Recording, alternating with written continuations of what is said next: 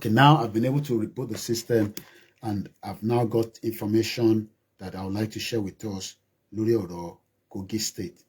Now, Kogi State, the background of Kogi State is what I want to talk about now, because, like I said, Igboho is traveling there this coming weekend. Kogi State, famously known as the Coffee State, is located in the north-central Nigeria.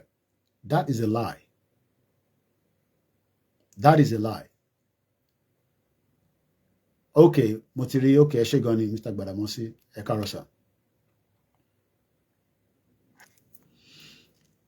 Ṣé Yorùbá ni wọ tó ń bí mi? Oh boy, 2026. Are you Yoruba or Igbo or Hausa? Because that is not a name for Yoruba person. Go and change your name and put your picture. Let's know who you are. Kogi State, famously known as a Coffee State, is located in the north-central Nigeria. It is uniquely defined by the meeting point of River Niger, River Benue, at its capital, Lokoja. As of April 2026, it remains the only state in Nigeria that shares boundaries with 10 other states and the Federal Capital Territory. Kogi State, it is sharing borders. It might be running on Facebook. You know, you were kicked out again by the network. Kogi State is a Yoruba land. But the way the military and the British and the Fulanis wanted to take our land is that cut out as much of Yoruba land and push it back to the north. And then make everybody in that part as northerners. Nibiti Orisun. When was the state established? Yeah, we're going to go, because now we're talking about Kogi State, where Igboho will be visiting, you know, this coming weekend, God's willing. Okay. The brochure, okay,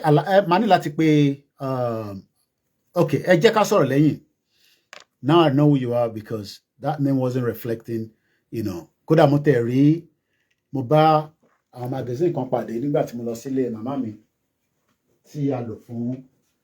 So I just need to speak to Alaja nípa t-shirt yẹn, because it was sent, you know that, it was actually sent, but it was returned. So it was sent to you, but it was returned because of whatever mix-up of the address, which, you know, I don't know what has happened there.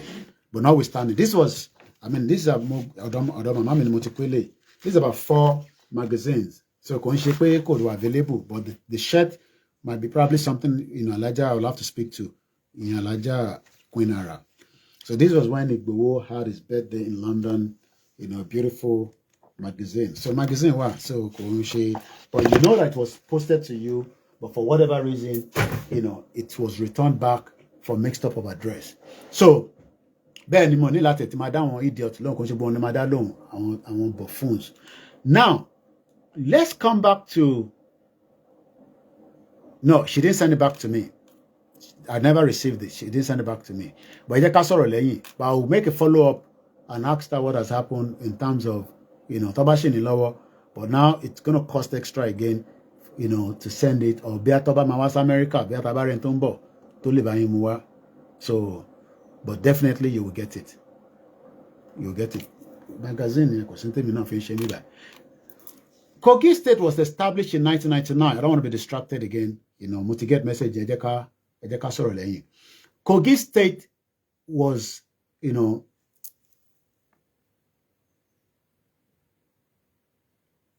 Kogi State was established in 1991, August 27. Capital is Lokoja. The current governor is Ahmed Usman Ododo, that is also fully aware that Igboho will be in town. Igboho is not going there to intimidate anybody. Chief Sunday Igboho is not going into Kogi State to intimidate anybody. He's going there for a courtesy visit from our kings, because Oba land, she not only Oba, ni Okun land, Moki Okun land, at all the other axes. The major ethnic groups, from what we have had in Kogi State are Igala, Ibira, and Okun. The motto is confluent state. Now, there is a particular thing that many people have heard about, or many people have never heard about, which is from that axis. Ló máa ń pè ní kí ni mo pe project yẹn lẹ́ẹ̀kan that is apá mi lórí nísìn, that is in Kogi State tó parí. I'll remember in a minute. Mo kí ìyàwó Táíwò Kíkẹ́, mo kí ìwé Táíwò darapọ̀ mọ́ wa. What is that project again that was never completed? Yeah, Kogi is also the home state of Senator Dino Malayi, with all his cars and everything. Ajakuta, Eshigone, Emaramiliti, sometimes, Ajakuta. How many people have heard about Ajakuta? Tó bá yẹ pé project yẹn wọ́n jẹ́ kó parí ẹ̀. From the little I've read, I don't know whether it's fact of, there's a lot of things there. I think the project was for Russia on build it. Then they stopped. Then Britain wanted to take over it. But we know the agenda of the West.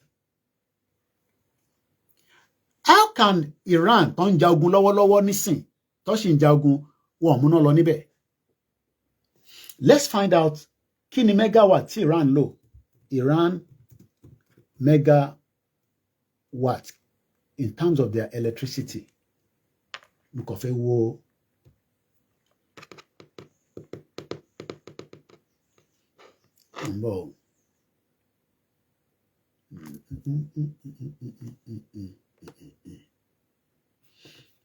I need to rephrase it.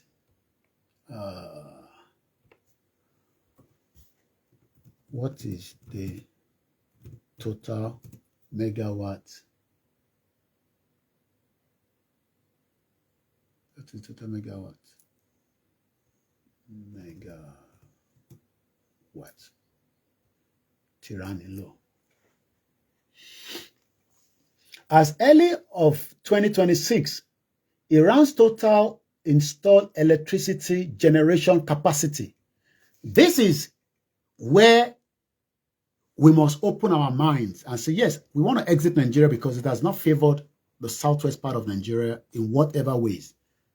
Even with President Tinubu being there right now, we are still not being able to enjoy. Moni Mugba Benekoja. Ìyàtọ̀ tó kọ̀ sọ fún mi ní pé tó gbé mi tí mò ń sọ lọ lẹ́ẹ̀kan mo parí ọ̀rọ̀ yẹn pé ó ti yàtọ̀ sí ti tẹ́lẹ̀ tó jẹ́ pé Fúlàní ló pọ̀ ní axis yẹn tó fi ṣe immigration officer. It has now become a little bit, but our people are still struggling. Láti gbé òróró kọjá níbẹ̀ yẹn á dàbí wà tẹ́ pé ẹ gbé cocaine ni. But ní north àwọn kan ń lo advantage open borders. Wọ́n fi operate, wọ́n fi ṣe all kind of manners and damage of things that are happening. As at 2026 táwa yìí, Iran ti ogun ti America ti bomb tó ti fẹ́ para wọn tán. War, mo sọ fún ilé nǹkan at the beginning of the show pé J.D. Vance is on his way back to America. There was no deal. So the trigger will continue and nobody knows the end game. But ṣé mọ̀ pé Iran ti wà under sanction for more than 40 years. America ti gbé sanction lé wọn. Lóòótọ́ wọ́n ní gas tó pọ̀. Tẹ́ bá ń wá bí tí gas pọ̀ jù sí. Gbogbo ọ̀nà ọbẹ̀ yẹn gas yapa síbẹ̀. Oman ni. Ìyẹn làwọn fi lówó burúkú. But wọ́n jẹ́ Iran has been pinned down because there was a revolution in 1979. Àwọn America yìí náà ó ní oríṣiríṣi nǹkan tó ti ṣe síbẹ̀. Tíyàn bá get the fact of some of the things that have played out in the past. I am not here to defend Iran. Sí tó kàn mí pẹ̀lú Iran, ilẹ̀ Yorùbá ló jẹ mí lógún. Anywhere in the world for now, ilẹ̀ Yorùbá, anything tó bá ti ṣẹlẹ̀ síbẹ̀ yẹn àti narrative tó bá fún wa kò sí tó kàn mí. My own is báwo ni ọ̀dọ̀ tiwa yẹn náà làwa náà ṣe máa jàǹfààní industrialization. Because without industrialization, we're going nowhere. Akomama parabolating. And to get industrialization means that you must have energy to power that industry. ẹ lọ gbọ́n tí Kúnlé Afọláyan sọ ó ní òun ná 11 million naira fún Cap Village tó ṣe ó make sense ó bẹ́tà kí gọ́ọ̀mẹ̀ntì máa gba 11 million yẹn lọ́wọ́ ẹ̀ àbí kí private sector kó supply ẹ̀ níná kó dẹ̀ máa fún níná 24/7 kó dẹ̀ máa já 11 million yẹn gbà lọ́wọ́ ẹ̀. But in a system that has failed everybody, so does it mean because we want Yoruba nation, does it mean because Igboho has become part and parcel from what a lot of you think of APC? And wá sọ títọ́, a máa sọ títọ́, ìyẹn ní ká máa sọ títọ́, but we take things stage by stage. 98,000 megawatts, having increased by roughly 5,800 megawatts in 18 months prior to February tí ogun yẹn bẹ̀rẹ̀. Iran has reached approximately 98,000. Ẹ jẹ́ ká lọ wo megawatt mélòó ní Nàìjíríà ní, the giant of Africa. Nigeria megawatt. Ẹ lè máa ṣe comparison yẹn pé níjọ́ wo la máa jókòó tí yẹn dà. Mo kí yín ìyàwó abálẹ̀ gbogbo Ìjẹ̀bú parapọ̀. Ìfẹ́lódùn Ògùn state mo kí yín ẹ kú àtúnṣe. Ọlọ́run á jẹ́ ká máa rí yín bá. Mo kí gbogbo yín tẹ́ wà ní Ìlọrin. Farabalẹ̀ ìwọ tó ń sọ pé Nàìjíríà máa da, ó máa da, ìyẹn kù sọ́wọ́ President Tinubu pé kó tẹ̀ jẹ́ kí ìrọ̀rùn wá sílẹ̀ Yorùbá díẹ̀. And now that is the president, and I think he has done that. I don't know if or not. The governors in the state has more access now to go after private investor. Ẹ wá ṣe energy fáwọn èèyàn wa. Ká dẹ̀ fún wọn ní bill. Ṣé fi pé táwọn èèyàn bá ní adequate iná, wọn ní sanwó náà ni. Wọ́n sanwó náà náà. Nígbà tó bá fẹ́ tọ́ ìkànnà tó máa gbé sábẹ́ heating, tó dẹ̀ rí iná yẹn lò, tó fi pa owó látàárọ̀. I was in Benin Republic. Mo lọ sí ibi tí wọ́n ti ń ṣèkànnà, wọ́n níná níbẹ̀. Nígbà tá a ṣe tán, a fún wọn lówó. Tó bá di ìgbà tó yẹ kó sanwó ná, kó má sanwó ná. Ṣèbí torí pé wọ́n rí iná ni. Lọ ṣe ń ṣòwò yẹn.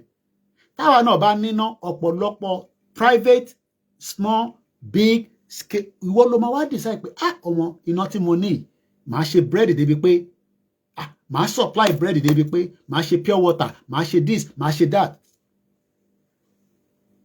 And this is where, while Tinubu is still there, Lanso Yoko, the effect of Tinubu on Igboho now alone, while he's there, ó jẹ́ ká rí the impact in the southwest. Ká feel like President Tinubu ló wà níbẹ̀.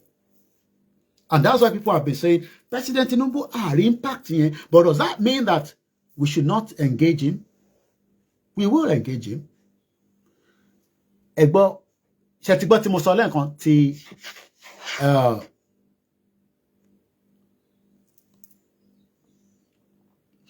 ẹ̀gbọ́n tí mo sọ lẹ́ẹ̀kan. Mo ní Iran has kó tó bẹ̀rẹ̀ ogun tó ń jà lọ́wọ́ ẹ̀ 98,000 megawatts. 98,000 ní Iran ní. Ẹ jẹ́ ká gbọ́ ti Nàìjíríà, giant of Africa. So báwo ló ṣe expect pé o máa wá rí nǹkan ṣe nínú ẹ̀? Nigeria has installed power generation capacity of approximately, not the install, mo fẹ́ wo kí ni gbogbo tán ní total, then fi total sí so that kò ń ṣe ìtọ́ṣẹ́ install kó fún mi ní round figure. Ó sì ń gbé the same message yẹn wá, so that means pé information yẹn according to the AI overview is fact.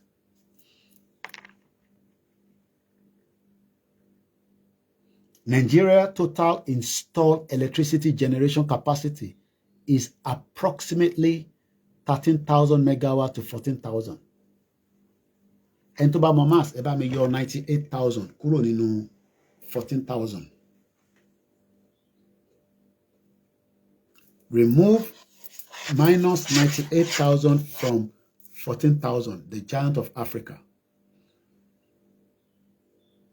Compared to Nigeria has not been sanctioned for 40 years. still under sanction. The only time we were under sanction was when Abacha killed àwọn tó pa ní Kensarawiwa. We were sanctioned, and those sanctions were lifted again and blah, blah, blah. But for the last 40 years, we have not been under any kind of full sanction continuously. Do you know what sanction means? Oríṣiríṣi ló ní lè bá yín ṣe ẹ lè náwó dollar, because dollar that is used for everything.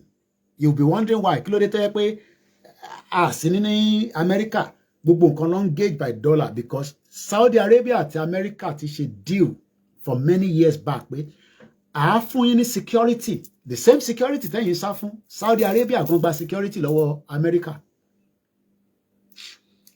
Lóòótọ́ bí nǹkan bá ṣe rí ó máa yàtọ̀ sí bá ṣe máa rò.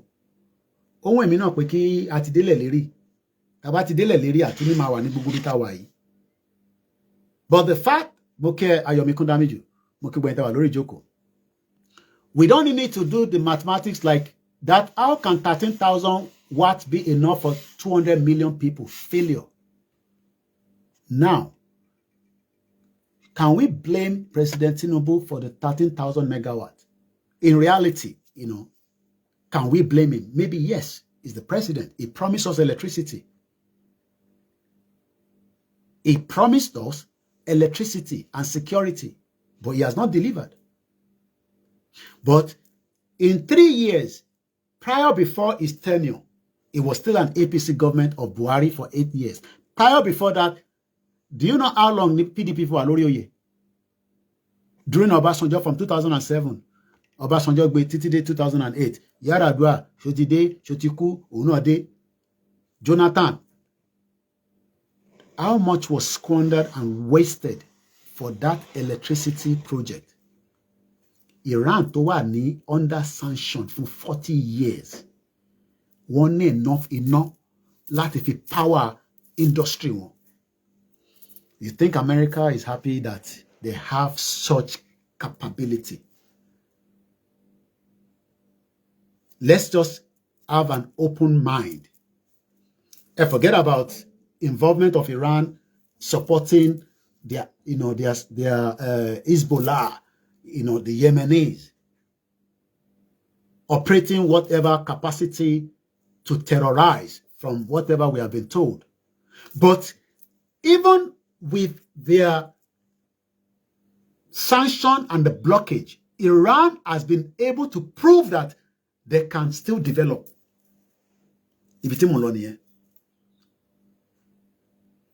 Can we Yoruba also be developed?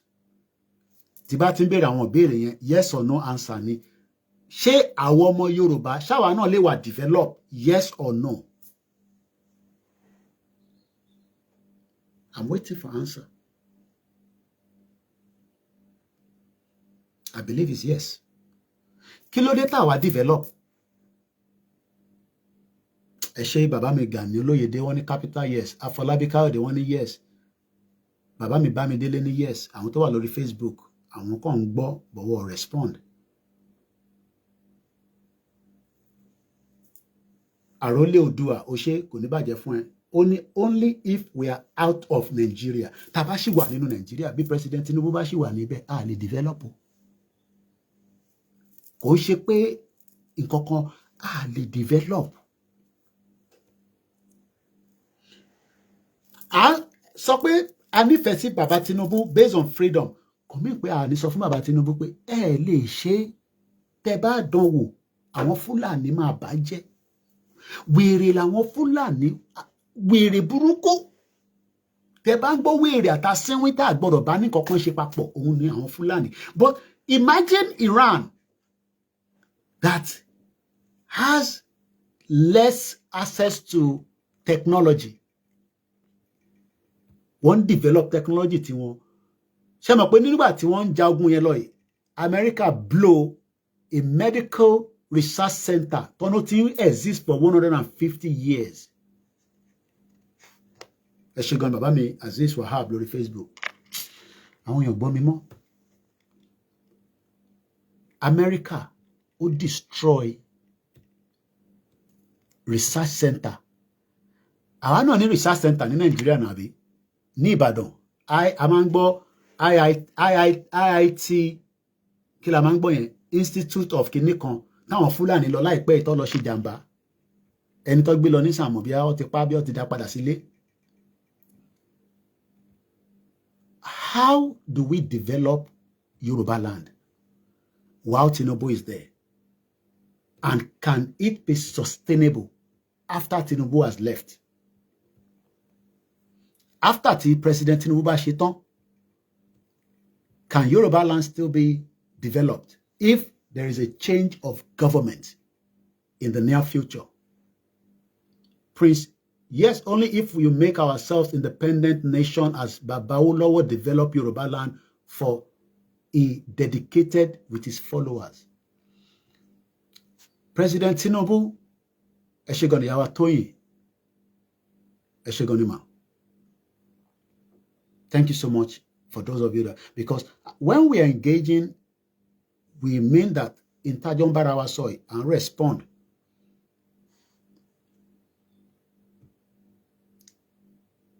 Mo tún padà sọ́dọ̀ Iran.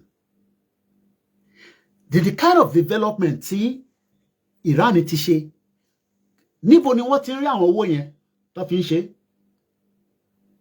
Natural resource wọn tán ní náà ni. China buys 90% of Iran crude oil.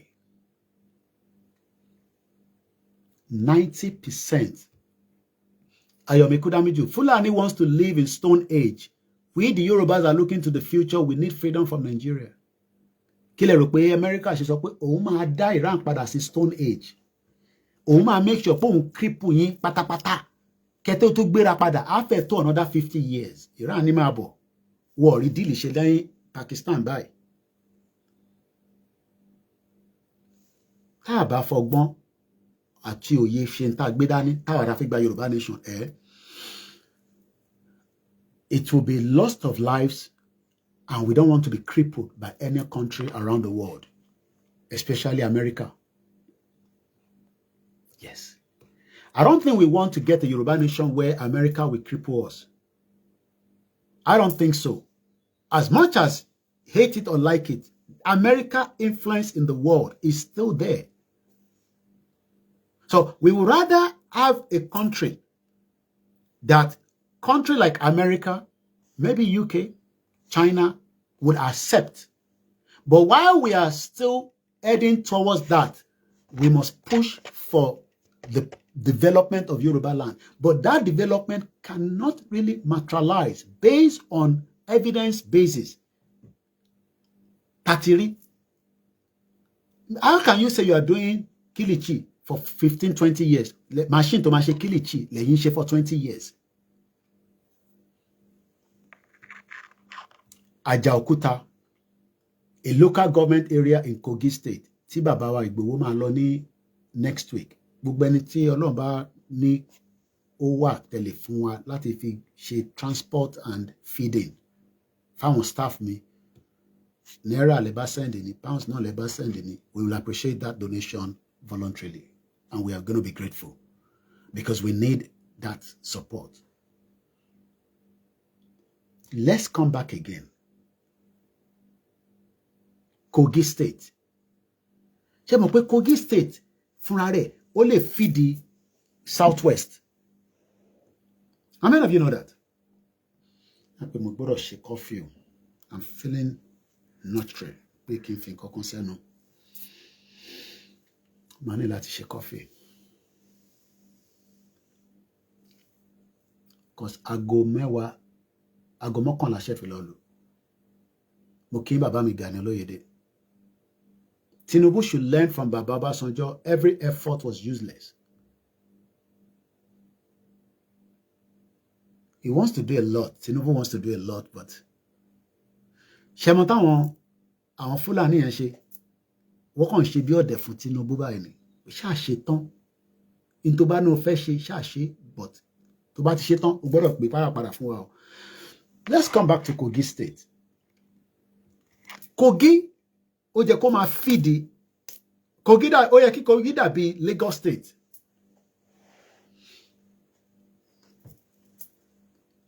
ó jẹ́ kí Kogi state kó dàbí Lagos state, but kò lè dàbí Lagos state because lákọ̀ọ́kọ́ wọ́n ti pín Kogi lọ sọ́nà north, agenda ẹyọ kan. Nǹkan kan tó yẹ kó wá jẹ́ kó push up tó ń pè ní Ajakuta ó wà nínú local government kan. Ajakuta fúnra rẹ̀ local government ni orúkọ yẹn, Ajakuta, a local government in Kogi state. The headquarters of the local government are in the town of Eganyi in the south area of that state. Eganyi. Kí la mọ̀ nípa Ajakuta still? Yes, we have many sabotage in Yoruba land. Àwọn tẹ́ fẹ́ Yoruba nation, wọ́n dẹ̀ fẹ́ kí Nigeria kó develop, tí wọ́n ní pé selfish interest. Into the one in the southwest, ó tó gbogbo wa jẹ, but kò lè tó wa jẹ based on the way it has been structured. Bó ṣe structure Nigeria nísìn, wo kò lè tó gbogbo wa jẹ. Dog eat dog. Ajá kan tẹ́ pa ọmọ 19 years kan nílùú Ìlànà. Kọ́ lọ bá fọ̀run kọ́mọ náà ní SS. Àwọn ajá burúkú, ajá òfò. Tó bá rí ajá nílùú òyìnbó, sá fún ọ. Especially tó bá jẹ́ àwọn ẹ̀yà tí wọ́n yẹn ló di ajá yẹn mú, ó ti yé àwọn tí mò ń sọ. Wọ́n máa ń ṣe àwọn kankan nínú ilé. Kò ń ṣe tí mo ti gbọ́ ni o. Wọ́n máa ń fi dọ́ọ̀lì dúdú, wọ́n máa fi ń threaten àwọn ajá yẹn. So táwọn ajá yẹn bá rírú àwa báyìí, ó lè attack wa. Má ṣe àyà gbangba o. A kọ̀ pààyàn dànù ni. Ọlọ́run jẹ́ kí ajá pa wá o. Nílùú òyìnbó ni mò ń sọ yìí lánàá. Wọ́n investigate báyìí. Wọ́n ti arrest arákùnrin kan. Ọlọ́run má jẹ́ ní ọjọ́ ibi ń pọ̀nà. Bí a bá rí ajá, sá fún. Tí neighbor yín bá ní ajá, ẹ máa wò lẹ́ẹ̀kọ̀ọ̀kan tó bá fi mú wọn jáde lọ yàgbẹ́ àbí ó fẹ́ lọ tọ̀. Kẹ má rìn papọ̀ lẹ́jọ́ kan náà. Torí neighbor tiwa náà ní àwọn ajá. Lóòótọ́ neighbor tó dá ní. But àwọn ajá yẹn, òun tẹ̀ máa ń lo mask sí tajá tiẹ̀ kó tó gbé wọn jáde kúrò nílé. Ó máa ń fi nǹkan bọ̀ wọ́n nímú fighting ẹ̀. Àwọn ajá yẹn bó ṣe jọ ń gbé nínú ilé kò yé mi. Ẹ jẹ́ ká lọ sí Ajakuta lẹ́ẹ̀kan sí. Ìdí tá ṣe ń gbé ọ̀rọ̀ Kogi jáde ni pé ibi tí bàbá Igboho fẹ́ lọ, a gbọ́dọ̀ fún yín ní a bit of, understanding ẹ̀ díẹ̀ torí ẹlòmíì náà mọ̀, ẹlòmíì dẹ̀ ti mọ̀ tẹ́lẹ̀. Ajakuta is a prominent town on the local government area in Kogi State, Nigeria, bá ṣe sọ. Best known for housing the Ajakuta steel mill. Tó bá jẹ́ pé wọ́n parí project yẹn tó dẹ̀ ṣe function lẹ́ni, Dangote ò lè bá. Ẹ wá wọlé ayé. Ẹ wo agenda táwọn. Wọ́n pa Ajakuta mọ́ wa lọ́wọ́. Èmi ò ní Dangote project ó ń ṣe good project o. Torí Èkó ló wà. Ó wá gbé Dangote wá s'Èkó. Who is fooling who? Tá bá tẹ̀ mọ̀ tẹ́lẹ̀. Tá bá gbé yẹ̀wò nísìn. Kí ló dé tẹ́ parí project Ajakuta, but Dangote lè parí Dangote refinery. Àwọn kan lè ní government nìyẹn, private nìyẹn. But kí ló dé tí government ò parí ẹ̀? Government wo ta ló jẹ́ àwọn ọ̀jọ̀gbọ́n? Government wo ló wà lórí oyè nígbà tó tẹ́ bẹ̀rẹ̀ project Ajakuta yẹn? A lè find out lórí social media, lórí Google, but bí a ta bá lẹ́ni tó ní inside story ẹ̀. Ìjọba wo gangan ló wà? Because ṣẹ́rí ìjọba yẹn, ó yẹ ká arrest ìjọba yẹn. Tó bá ti kú, ká gbé òkú ẹ̀, ká máa gbé wá sí court lójoojúmọ́. Why did you do that? Why did that project fail? Kí ló fà tí project the Ajakuta steel mill tó fail? Because tó bá yẹ pé kò fail ni, mo ní Dangote ò lè wà lẹ́gbẹ̀ẹ́. Mo mọ̀ pé Dangote náà operate ní Kogi State. Wọ́n ní Ọbájànà àbí okay. But gbogbo ó ṣe bẹ̀rẹ̀ project yẹn kò lè dàbí ìgbà tí wọ́n ti bẹ̀rẹ̀. Ṣé ìgbà tó bẹ̀rẹ̀ project Ajakuta steel ni? Àbí àwọn ti láwọn agenda yẹn pé ẹ má jẹ́ kí Ajakuta steel kó dìde rárá. Wọ́n ní Shehu Shagari, okay. Nígbà ayé Shehu Shagari. Ṣé Hausa ni Shagari àbí Fulani? Question kejì. Wọ́n ní can individual be richer than government? It is all a game. Ẹ ṣe gan ni bàbá mi mú ìwà àwọn ọ̀jọ̀gbọ́n sọ̀rọ̀ lọ́wọ́. Pé ṣé individual lè lówó ju government lọ? Prince, wọ́n ní even Òṣogbo still rolling can feed Yoruba land without any problem. But today, abandon Òkè Ògùn waterfall, Erinyan, Ikogosi, water spring wọ́n tẹ̀ náà wà pé water spring yẹn wọ́n ti gbé fún private sector because mo láwọn family friend kan tó lọ síbẹ̀ ní last year wọ́n ní Fúlàní ní Ṣàgàrí okay ṣó on add up fẹ́yìn tí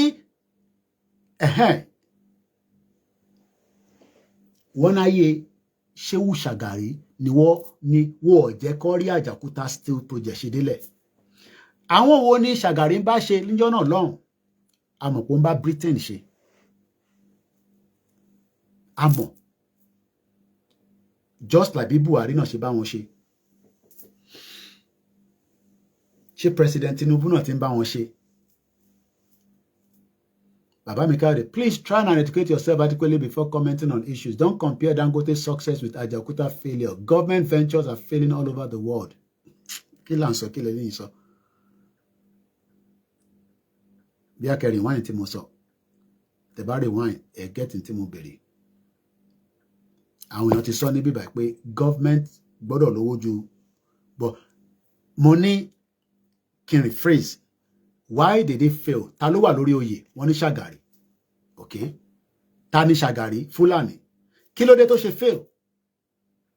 Why ti project yẹn ṣe fail? Because gbogbo àṣẹ ń gbọ́ Dangote yìí. Níjẹ́ ọ̀la bẹ̀rẹ̀ sí ń gbọ́ Dangote. Ta ni Dangote? Níbo ni Dangote ti rówó tiẹ̀? Ṣé má wá sí bíbá ìkẹ́ wá máa trash tí àwọn ọ̀jọ̀gbọ́n tajọ́ ń sọ̀rọ̀ ní bíbá. Don't compare Dangote. Ẹni tó jókòó sórí bí Dangote ṣe rí owó tó fi ṣe project yẹn mo ní go into all the details colleagues mi ní tájọ lọ sí school tájọ lọ Abẹ́òkúta grammar school inú ilé mi ní London ló ṣàlàyé fún mi ẹ máa sọ jágbájá àtẹ̀tí ìbẹ̀rẹ̀ Yorùbá nation ní bíbá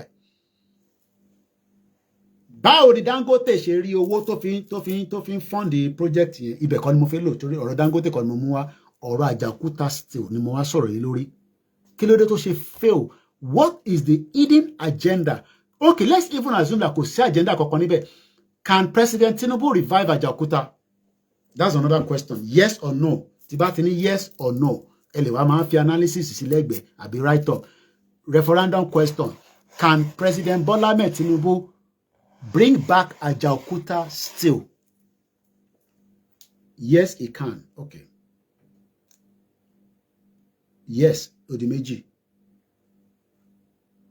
Is Hausa Fulani ìyẹn Ṣàgàrí okay wọ́n ní Hausa Fulani kò sí nǹkan tó ń jẹ́ Hausa Fulani ni Fulani ń jẹ́ so ká mọ̀ pé Fulani ni bàbá mi Afọlábí ní no kò possible pé President Tinubu lè revive Ajakuta ẹ̀yin tẹ́ wà lórí Facebook no he can't okay so we are having balance between yes and no.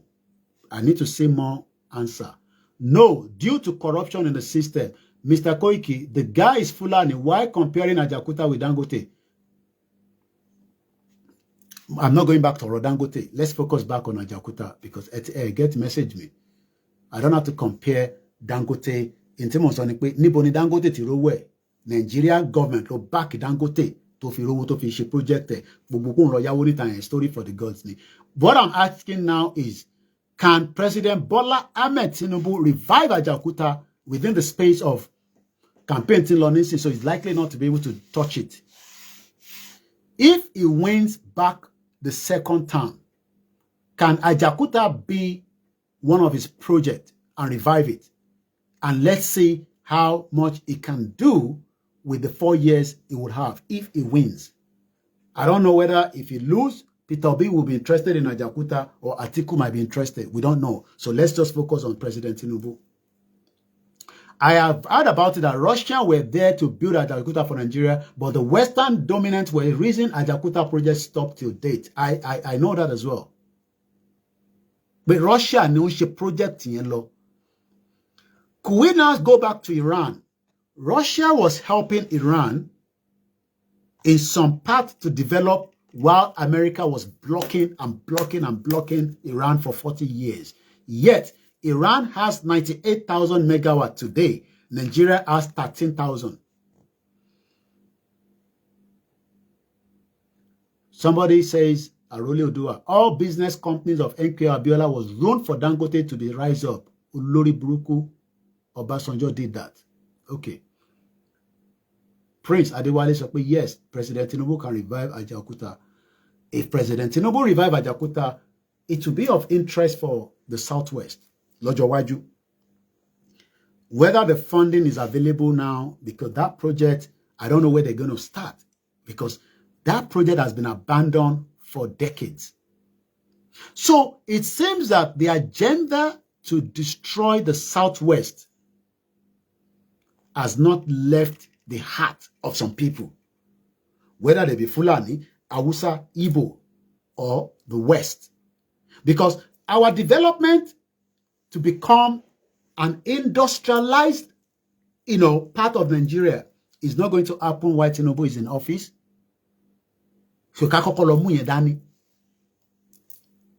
it is not going to happen while President Tinubu is in office. Láyé kò ní ṣẹlẹ̀. Pé ilẹ̀ Yorùbá máa wà industrialized. They can do things now to ease the pain of our people. But while we are still one nation called Nigeria, which is not a country, we will likely not be developed enough to support the vision and the mission of Yoruba people. And we are all getting not younger, but we're growing on a daily basis. I am in my, going to my 50s. Kato ṣẹ́jú pẹ́kẹ́ ní sèmi náà máa pé bàbá ti pé 50.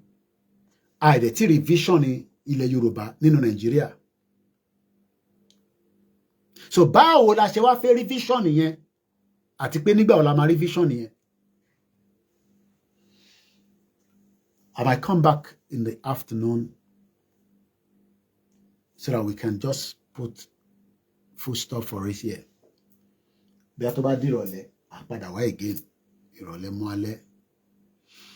Oduduwa Savior say, if the federal government of Nigeria, if the federal government of General Yakubu Gowon didn't empower Dangote, Dangote will never rise his Nigerian money. So when I am saying that, I don't even want to go there anymore, because at the end of the day, he's a private man, he's running his business, and a business person can do anything, to make his money, and it be our government economy, ode favor. Baba ni Dangote, government show favor Otedola. Some people might also say that. Government favor MK Abiola, but gbogbo wọn pátápátá kò favor mẹ̀kúnnù. So we are praying and hoping that this government of President Tinubu a favor mẹ̀kúnnù, but ní ilé tashiwai kò tí favor wa dáadáa. But as we are moving forward towards the insecurity, kàtẹ̀rí yẹn gbà. Àbí? Because gbọ́dọ̀ rí kankan gbà. Àìtí rí Yorùbá nation gbà. Àtú gbọ́dọ̀ rí security gbà. Oúnjẹ àìtí rí gbà. Tá bá rí security, a lè kó àwọn èèyàn wa padà lọ sóko, kólúkálukú lọ máa wá tó máa jẹ. If you put mouth in your mouth, you will not know that oil, the government set up Dangote to succeed. Everybody knows that.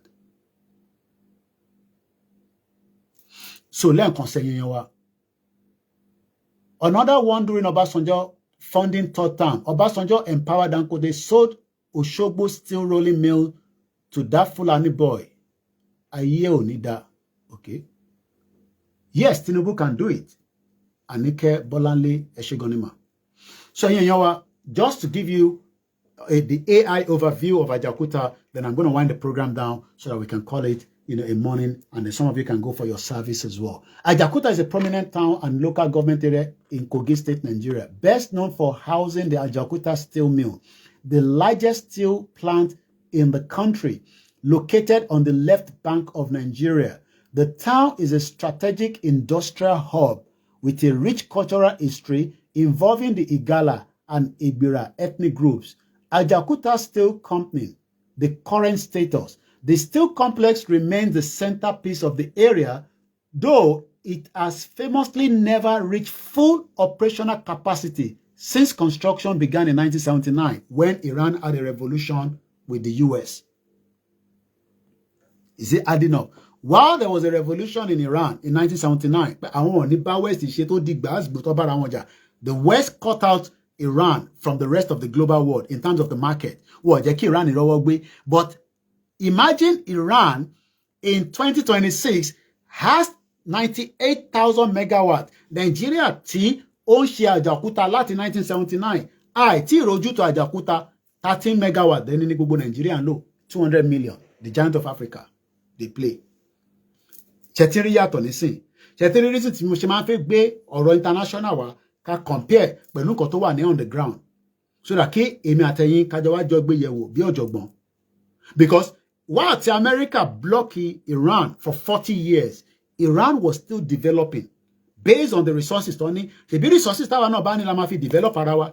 Nigeria ni as a whole, wọ́n ní epo wà, gas wà, gold wà, gbogbo ẹ̀ wà. Yet development today for 40 years. Ṣé nísìn tí President Tinubu wà lórí oyè ní development máa dé? Ṣé nísìn tí President Bola Tinubu wà lórí oyè la máa rí development tí a rí for 40 years? Because for 40 years Nigerians were crying for development.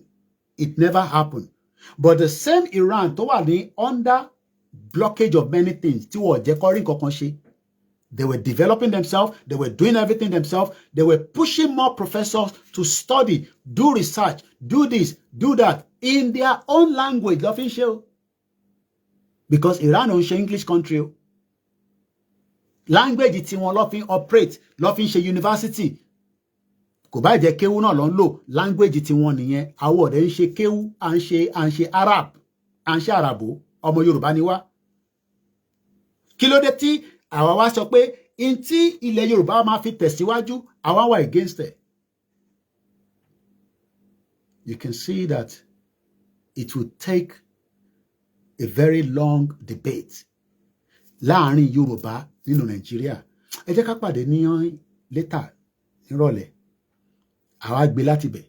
Ṣé ká ṣe bẹ́ẹ̀ kí gbogbo wa ká lè tún padà wá? Only Iran is not an Arab country. Okay, so what is Iran? Nigeria is an hindrance to Yoruba land. Without the total dissolution of that country or parliamentary system, nothing great will spring forth. Eshegoni. Prince Okwe, Tinubu cannot bring back Ajakuta back. If we are still in Nigeria, it remain as a nation because the first set of people that managed it were all Yoruba, which my uncle was one of them. Anything goes. Everything goes to Yoruba land. When the youngest Yoruba begin to develop a lot of investment, cars, fan, build up iron to make machines, Peugeot company was about to go down, which was controlled by a northerner. A bridge was set up in Oshogbo. It is hard to be controlled by the northern man because it is led by a Yoruba man called Duro with many ideas. The only thing to do is collapse as to stop Yoruba economic growth. It is an idea. Okay, the Persian, Eshegoni, the Persian God, but they're speaking their language. That's what I just wanted to use there. That Iran use their language, use everything within their capacity to build what is known as Iran today. Do you know that Iran is well advanced than Nigeria? Do you know that? How many people agree with that? Or maybe it's just me. Iran is well advanced than Nigeria. How many people knows that? Or how many people agree with me? You can disagree with me on that. Yes or no? Is Iran more well developed than Nigeria? Well, meta. We have Igbo, Yoruba, Hausa, and we are not developed. And we are expecting to remain the way we are. More advanced than Nigeria. Okay, another English there. You can see why people like us are like, it's not about the politics today. It's about the future. Iranians are patient. Their God is Mazda. Okay. But they were able to use their knowledge to profile the future for their people. Eshegoni, school player. So let me stop there. And then when I come back in the evening, we will take it up from there. My name is OLAYOMI KOIKI. I hope we've made sense. Recent revival effort, as early as 2026 or 2026, the federal government of President Bola Tinubu is negotiating with Chinese partner for a $2 billion revitalization of the plant. What $2 billion? Ajakuta. Nigeria, you can never finish the story of Nigeria. Iran, Persia Empire also have different ethnic groups, and they've been existing for 2,000 years or more, just like the Yoruba people have been existing for thousands of years. And America wants to take them back to Stone Age. Are we in Stone Age in Nigeria, or are we out of Stone Age? My name is OLAYOMI KOIKI. Thank you so much for everything that you have listened to, for everything you have heard on this platform. And you can just help me to share to your loved ones. Don't download my video. Don't pick it and put it on your page. Remember that is a organization that is doing every Max. We are in Stone Age in Nigeria. So Trump doesn't need to do anything for Nigeria, because he bombed Nigeria in Sokoto in December. Should we say to Trump, don't come back again? Tinubu has, okay, Arole Oduduwa. Only Tinubu ti kowo jẹ rẹpẹtẹ. So ridiculous. Okay. All right. And on that note, I'll appreciate some of you that managed to join, some of you that wanted to join, but the network was kicking you out. I hope, we can have a blessed Sunday. Igboho is still one out of many Yoruba people that have proven himself. And Iran is well developed with social amenities, but since Islam, Iranians have been digressing. Okay. Well, we wouldn't want a Yoruba land where we are digressing. We want to move forward. My name is OLAYOMI KOIKI. Thank you so much. God bless you all. The silent listeners. Some of you have fake accounts just to dare me, and Ashiri and all that. While some of you are loyal, you remain, the same. Thank you so much in America. I know some of you are still sleeping. You will catch up the next time I'm doing a live program that will probably fit your time zone as well. Moki Bugba and family, Moki Bugba Omodua Atiti.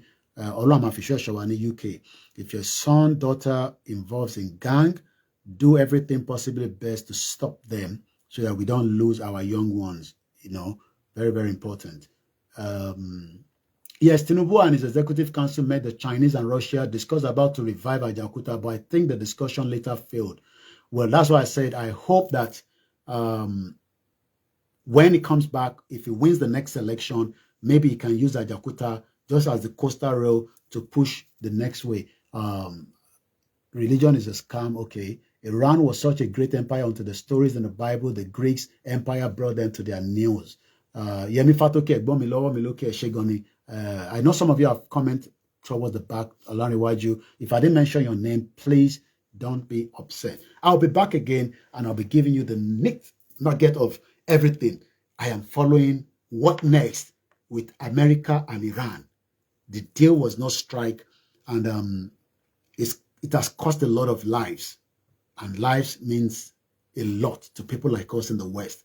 But it is what it is. We don't have the control and the power to stop it. I wish we have it. We don't have it, but all is well. Iṣẹ́ wa fúnlẹ̀ wa, forílẹ̀ ibi wa, kagbéga, kagbéga, kagbéga faleri. Ìgbàgbọ́ wa ni pé bátibẹ́rù la bọ́ mọ́. Kashishe, kashishe, kashishe kajola, ìṣọ̀kan àtòmìnira, ní kẹ́ ká máa lépa, ìtẹ̀síwájú fọ́pọ̀ ire àtòhun tó dára, ọmọ Oòduà dìde, bọ́ sípò ẹ̀tọ́ rẹ, ìwọ ni ìmọ́lẹ̀ ògo adúláwọ̀. Ẹni t'Ọlọ́run bá bò láṣìírí, no matter how small, I want to prepare my staff latest by Tuesday. Send the money to them. We know how many of them are traveling with Chief for the event coming up next week. They are spending 2 days there before they return back to all their bases. Thank you. God bless you all. And we pray and hope that one day we, our Modua, will be out of the Stone Age. Is that okay? God bless you all. Bye for now.